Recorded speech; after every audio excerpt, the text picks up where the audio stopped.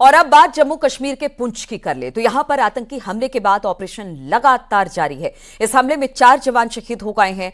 पुंछ के डेरा की गली इलाके में 20 दिसंबर की रात से ही आतंकियों के खिलाफ ऑपरेशन चला रहा है। ऑपरेशन के दौरान 2 गाड़ियों से सेना के जवान मौके पर जा रहे थे।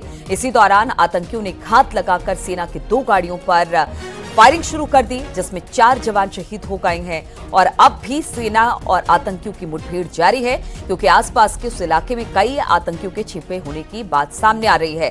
खास तौर पर अगर जाड़े के दिनों की बात की जाए तो बर्फबारी और मौसम ठंडा होने की वजह से सीमा पार से घुसपैठ बढ़ जाती है, इसीलिए लगातार यहां पर आतंकी गतिविधियां देखने को मिलती हैं। इसी को लेकर सेना ऑपरेशन चला रही थी और जब सेना के ऑपरेशन को लेकर जो कॉन्वेयर था वहां से गुजर रहा था, सेना की गाड़ी वहां से गुजर रही थी, उसको घात लगाकर आतंकियों ने अपना निशाना बनाया, जिसमें 4 जवान शहीद हो गए हैं।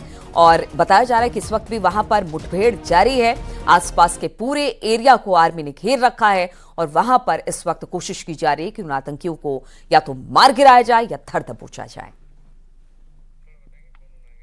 तो सेना की 2 गाड़ियों पर फायरिंग की गई, जिसमें 4 जवान शहीद हुए हैं। बताया जा रहा है कि ये जो पूरा ऑपरेशन है वो 20 तारीख या 20 दिसंबर की रात से ही सेना की तरफ से चलाया जा रहा है। अलग अलग जगहों पर आतंकी गतिविधियों की समाचार खबरें मिली थी, जिसके बाद सेना ने ऑपरेशन चलाया और इसी दौरान ऑपरेशन के 2 गाड़ियों से सेना के जवान मौके पर जा रहे थे। इसी दौरान आतंकियों ने घात लगाकर सेना की 2 गाड़ियों के ऊपर फायरिंग शुरू कर दी, जिसमें 4 जवान शहीद हो गए हैं। और इस वक्त भी वहां पर लगातार सेना और जो आतंकी है उनके बीच मुठभेड़ चल रही है। पिछले कई दिनों से हमने देखा कि किस तरह से सेना लगातार ऑपरेशन चला रही है, कई आतंकियों को भी मारा है, लेकिन कई ऐसे जवान हैं जो कि इस मुठभेड़ में मारे गए हैं।